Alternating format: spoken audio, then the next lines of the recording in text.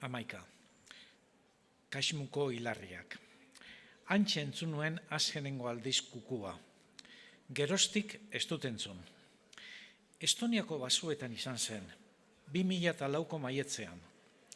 Mendibuelta egin genuen idazle talde batek eta hantxe entzun genuen, baso ilun haren bihotzean, kantari.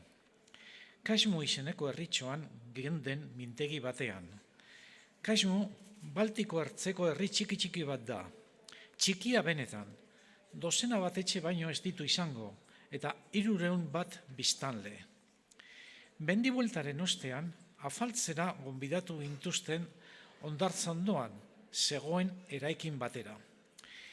Egun argitan afaldu behar genuen, maiatzaren bukaera baitzen, eta 3-4 orduko gaua baino ez dute urte sasoi hartan Estonian.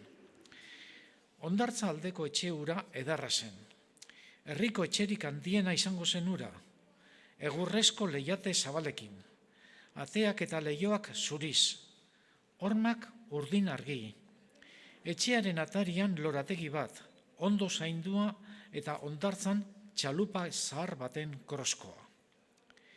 Eraikina kostazainena izan zen Sobietarren garaian, eta lehenago itxas kapitainen eskola. Orain, senar-emazte batzuk bizi ziren bertan. Museo antzeko zerbait zuten etxe barruan antondua. Itxas tresna zaharrekin eta nabigatzeko gailuekin. Argazki zaharrak ere bazeuden hormetan zintzilik.